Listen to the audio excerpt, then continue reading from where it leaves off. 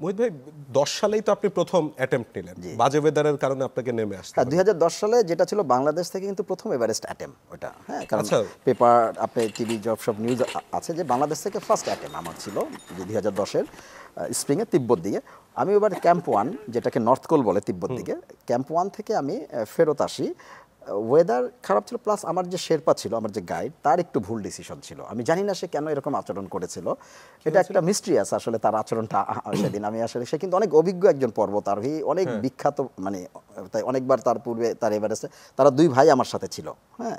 এবং আমি যেহেতু অনেকবার অভিযান করতে করতে নেপালে অনেক শেরপাদের সাথে, কমিউনিটির সাথে আমার পরিচয়, এবং অনেকে আমাকে চেনে।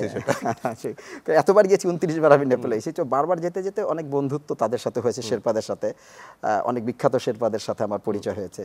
তো তারা খুব, আমি এটি একটু মানে রহস্য, এখন আমার কাছে রহস্য, কেন সে এরকম করলো, আমাকে নামে নিয়ে আসলো।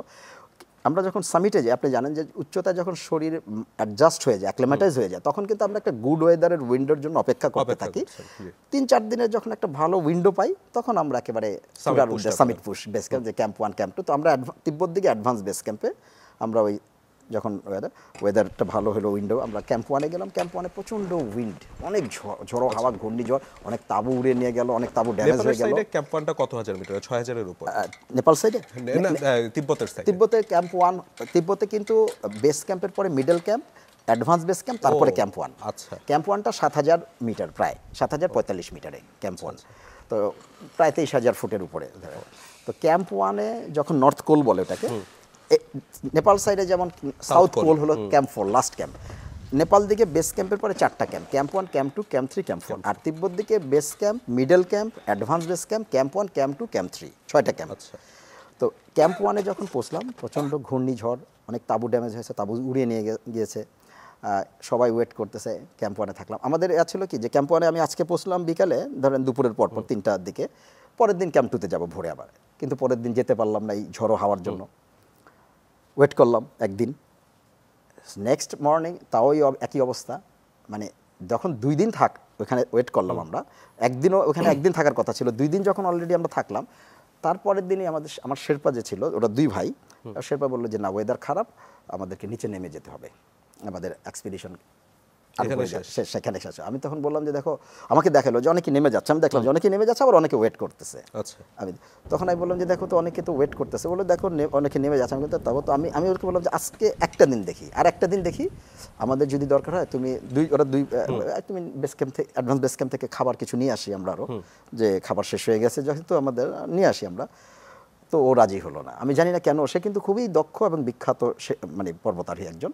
সে এর আগে, সে ইতিপূর্বে অলরেডি সে তখন 5 বার এভারেস্ট সামিট করে ফেলেছে, এবং তার ভাই ছিল আরেকজন, সেও অলরেডি 6-7 বার সামিট করা। তো সে কোনোভাবেই রাজি হলো না। তখন আমি মানে ওরকম পর্বতারোহী না যে আমি, সত্য কথা বাংলাদেশে, যে আমি শেরপা ছাড়া চলে যাব। তো আমাকে বাধ্য হলো নেমে আসতে। দুপুর 12টা-1টার দিকে আমি অ্যাডভান্স বেস ক্যাম্পে নেমে আসলাম।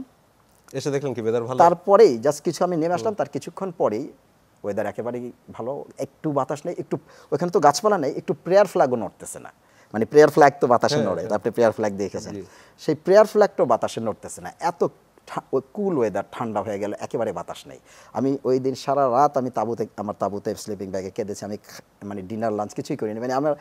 আমি ওই কষ্টটা ওই জায়গায় আমার, যে আমি মানসিকভাবে এবং শারীরিকভাবে সুস্থ ছিলাম, কিন্তু শেরপার ভুল ডিসিশন, প্লাস ওয়েদার যদি বলি, একটু আগের 2 দিন ওয়েদার খারাপ ছিল, প্লাস শেরপার ভুল ডিসিশনের জন্য আমি যেতে পারিনি। এরপরে 11তে সামিট করলাম। তারপরে আমি কিন্তু দেখেন এই জিনিসটা, মানে আমাদেরকে আজকে যারা শুনছেন, দর্শকরা দেখছেন, যে তরুণরা বিশেষ করে, আমি কিন্তু মানসিকভাবে একটুকু ভেঙে পড়িনি। আমি কিন্তু দেশে ফেরত আসলাম যখন দেখি, যেই আমার বাবা মা আমাকে পর্বতে যেতে, বা আমার বোন, বড় বোন, যারা নিষেধ করতে, যে এত ঝুঁকিপূর্ণ, তাই না, এবার জানেন আপনার, একটা খুবই ঝুঁকিপূর্ণ, তারা দেখি কাঁদছে যে আমি এবার যেতে পারিনি বলে, উঠতে পারি।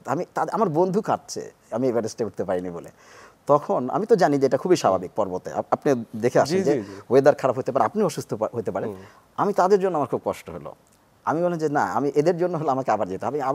আমি যেহেতু সবসময় মাঠের সাথে যোগাযোগ ছিল, এক্সারসাইজ করি মাঠে প্রতিদিন, আমি আরও বেশিভাবে পরিশ্রম শুরু করলাম শরীরকে, নিজেকে তৈরি করার জন্য। এবং পরের বার আবার গেলাম তিব্বত দিয়েই সামিট করলাম। পরের বার আবার নেপাল দিয়ে 2012-তে গেলাম, আমি আর নিশাতে আবার সামিট করলাম।